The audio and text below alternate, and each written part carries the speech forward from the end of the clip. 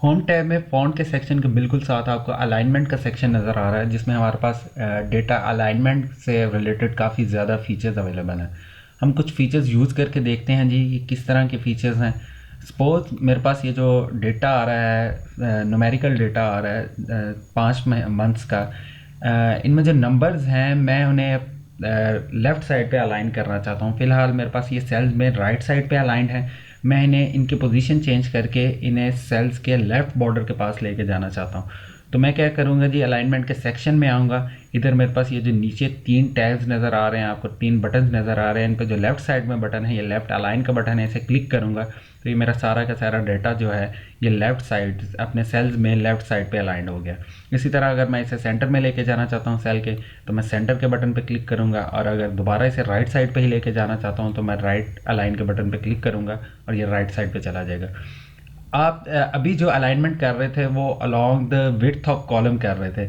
हम along the height of column sorry along the height of row भी जो है अपने डेटा की अलाइनमेंट कर सकते हैं। इसको समझने के लिए हमें एक रो की हाइट जो है उसे थोड़ा इंक्रीज़ करना पड़ेगा। अब आप देख सकते हैं जी, आपके पास रो 3 में जो डेटा है वो सेल के नीचे वाले बॉर्डर के साथ है बिल्कुल। अब अगर मैं इसे सेंटर करना चाहता हूँ, यानी सेल्स में मैं सेंट्रल पोजीशन पे इसे लेके जाना चाहता हूँ रो हाइट के अलोंग, तो मैं क्या करूँगा जी, ये ऊपर मेरे पास जो 3 टैब्स हैं, कॉलम विड्थ के अलोंग अलाइनमेंट के जो 3 टैब्स हैं उनके ऊपर ही ये 3 टैब्स अवेलेबल हैं। इनमें ये सेंटर मिडल अलाइन वाला जो टैब है इसे मैं क्लिक करूँगा और ये देखें जी, ये मेरे पास मिडल अलाइन डाटा हो गया जो सिलेक्टेड डाटा था। अगर मैं सारी रो के डाटा को जो है वो मिडल अलाइन करना चाहता हूँ, मैं इस रो को सिलेक्ट करूँगा और मिडल अलाइन के बटन पे क्लिक करूँगा तो ये सारा का सारा डाटा जो है मिडल अलाइन हो गया। अब अगर मैं इसे जो अपर बॉर्डर है मेरे सेल का उसके साथ अलाइन करना चाहता हूँ तो ये मेरे पास ये टॉप अलाइन का बटन है, मैंने ये क्लिक किया और ये अपर बॉर्डर के साथ अलाइन हो गया। अब मैं दोबारा इसे जी जो है बॉटम अलाइन कर देता हूँ और इस रो की हाइट को एडजस्ट कर देता हूँ।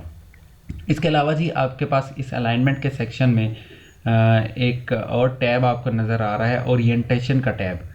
इस पर आप क्लिक करते हैं तो आप देख सकते हैं जी कि इसमें आप अपने जो सेल्स में डेटा है उसकी पोजीशन मूव कर सकते हैं, उसे रोटेट कर सकते हैं, एंगल क्लॉकवाइज कर सकते हैं, वर्टिकल कर सकते हैं। सपोज ये जो डाटा मैंने सेलेक्ट किया हुआ है इसको मैं वर्टिकल फॉर्म में कन्वर्ट करना चाहता हूँ तो मैं वर्टिकल टेक्स्ट पे क्लिक करता हूँ और ये देखें जी, आपके पास ये डाटा जो है वर्टिकल फॉर्म में आ गया। इसे मैं दोबारा ओरिजिनल फॉर्म में लेके जाना चाहता हूँ, मैं वर्टिकल टेक्स्ट पे क्लिक करता हूँ, ये दोबारा अपनी फॉर्म में आ गया। इसके अलावा आपके पास इधर rotate text down, rotate text, आप ये रोटेट टेक्स्ट आप क्या करेगा जी, मैं इस पर क्लिक करके देखता हूँ। ये देखेंगे जी, इसने सेल्स में हमारे जो टेक्स्ट था या डेटा था उसे अपवर्ड को रोटेट कर दिया। अब मैं इसे दोबारा जो है इसकी ओरिजिनल पोजीशन पे ले जाता हूँ सॉरी। इसके बाद जी अलाइनमेंट के सेक्शन में रैप टेक्स्ट का मेरे पास एक ऑप्शन फीचर अवेलेबल है। ये फीचर क्या है, बेसिकली आप अपने कॉलम ए में A6 सेल में देख रहे होंगे कि एक्यूमुलेटेड प्रॉफिट्स जो है हमें कंप्लीट नज़र नहीं आ रहा। ये जो टेक्स्ट है सेल A6 में ये हमें कंप्लीट नज़र नहीं आ रहा। इसकी एक सलूशन तो ये है इसे ठीक करने का कि हम अपने कॉलम की विड्थ जो है उसे इंक्रीज़ कर दें, और जैसे हम विड्थ इंक्रीज़ करेंगे, जैसे हमने पिछली वीडियोस में भी देखा था, तो ये सारा का सारा टेक्स्ट विजिबल हो जाएगा। अब अगर सपोज हम इसकी विड्थ भी इतना ही रखना चाहते हैं और हम ये भी चाह रहे हैं कि सारा टेक्स्ट जो है वो विजिबल हो जाए, तो हमारे पास ये रैप टेक्स्ट का ऑप्शन अवेलेबल है। हमने इस सेल को सिलेक्ट किया और रैप टेक्स्ट पे क्लिक किया तो ये देखें जी, आपकी रो हाइट इंक्रीज़ होगी, विड्थ उतनी रही और ये सारे डाटा जो है ये सारा हमारे पास इस सेल में विजिबल हो गया। उसने प्रॉफिट्स को एक्सेल ने जो है वो नीचे कन्वर्ट कर दिया और इस तरह से ये सारा डाटा हमारे पास अवेलेबल है।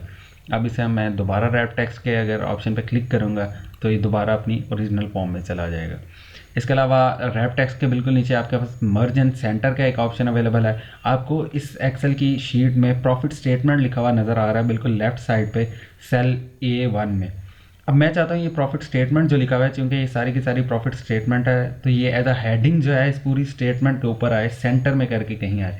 मैं क्या करूँगा जी, इस सेल को सिलेक्ट किया और इसके साथ इन सब सेल्स को सिलेक्ट कर लिया जिनके सेंटर में मैं ये जो टेक्स्ट है उसे चाहता हूँ। इसे सिलेक्ट करने के बाद मैंने मर्ज एंड सेंटर के बटन पर क्लिक किया तो ये देखें जी, ये सारे के सारे सेल्स मर्ज हो गए हैं और उसके बाद इस सेल में जो डाटा था वो सेंटर पे ये इन मर्ज सेल के सेंटर में अलाइन हो गया। अब अगर मैं इन सेल्स को दोबारा से अनमर्ज करना चाहता हूँ तो मैं मर्ज इन सेंटर का जो बटन है उसके साथ एक एरो नज़र आ रहा है, मुझे उस पर क्लिक करूँगा मेरे पास एक लिस्ट ओपन हो जाएगी कुछ फीचर्स की। इस पर लास्ट में मेरे पास अनमर्ज सेल्स का ऑप्शन है, मैं इसको क्लिक करता हूँ, ये दोबारा सेल्स जो हैं अनमर्ज हो जाएंगे। आप एक्सेल में कोई भी सेल्स जो हैं उनको मर्ज कर सकते हैं। आप सपोज अलोंग द रो ये 4 सेल्स हैं, इनको मर्ज कर सकते हैं। और उसके अलावा आप रो और कॉलम के सेल्स को इकट्ठा भी मर्ज कर सकते हैं। और मर्ज करने के बाद भी आप इसमें जो डाटा है वो पुट कर सकते हैं। आपके पास डाटा पहले से अवेलेबल है किसी सेल में, आप उस डाटा को विद अदर सेल्स मर्ज करना चाहते हैं तो भी आप कर सकते हैं। और आप ऐसा भी कर सकते हैं कि आप कुछ सेल्स को मर्ज कर लें और उसके बाद उसमें डाटा इंसर्ट कर लें जी। अब मर्ज इन सेंटर के बाद ही हम देखेंगे बॉर्डर्स के ऑप्शन। हम अपने जो हमारा टेक्स्ट है उस पर मुख्तलिफ बॉर्डर्स अप्लाई कर सकते हैं। ये जो बॉर्डर का बटन है ये हमारे पास फ़ॉन्ट के सेक्शन में अवेलेबल है। अगर हम इस बटन के एरो पे क्लिक करते हैं तो हमारे पास एक लिस्ट ओपन हो जाएगी वेरियस सॉर्ट ऑफ बॉर्डर्स की, जो हम यूज़ कर सकते हैं अपने डेटा के लिए।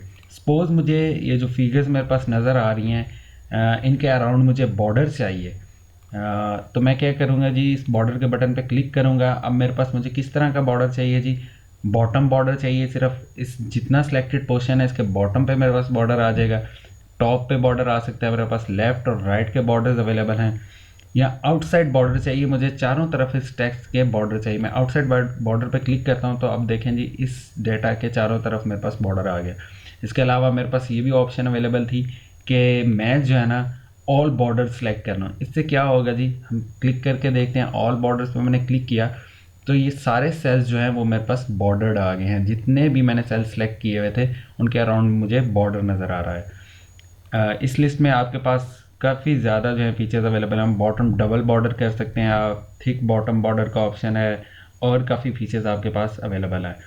इसके अलावा आप बॉर्डर्स ड्रॉ करने का ऑप्शन भी हमारे पास है। ये क्या फ़ीचर है जी, ये हम देखते हैं अभी।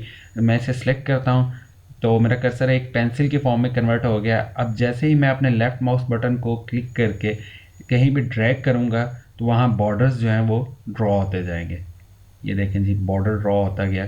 जिस एरिया के ऊपर मैं कर्सर सेलेक्ट कर रहा हूँ उसके अराउंड एक बॉर्डर मुझे नज़र आ रहा है। इस बटन को मैं दोबारा क्लिक करता हूँ। ड्रॉ बॉर्डर ग्रिड का एक फ़ीचर है, इसे क्लिक करके देखते हैं जी। अब मैंने जिस एरिया पे इस बॉर्डर इस कर्सर को स्लाइड किया उधर एक ग्रिड नज़र आ रही है, उधर सारे के सारे सेल्स जो हैं वो बॉर्डर्ड हो रहे हैं। सिर्फ ड्रॉ बॉर्डर का जो फीचर था उसमें वो सारा सिलेक्टेड एरिया जो है उसके आउटसाइड पे बॉर्डर आ जाता था। और बॉर्डर ग्रिड का जो ऑप्शन है वो ऑल बॉर्डर्स वाला बेसिकली ऑप्शन जो है उसी का अल्टरनेटिव है। अब इसे क्लिक करके दोबारा देखते हैं जी कुछ और ऑप्शंस।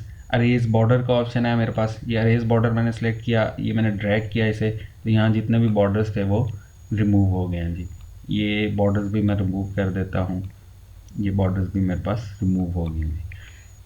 अब जी इसके अलावा जी मोर बॉर्डर्स का ऑप्शन हमारे पास इधर अवेलेबल है। मैं इस पर क्लिक करता हूँ तो मेरे पास एक डायलॉग बॉक्स ओपन हो गया जिसमें काफ़ी ज़्यादा फीचर्स हैं। जो बॉर्डर लाइंस हैं उनके स्टाइल्स अवेलेबल हैं। इधर मेरे पास बॉर्डर लाइंस के कलर अवेलेबल हैं और ये आउटलाइन के कुछ जो स्टाइल्स हैं वो भी अवेलेबल हैं।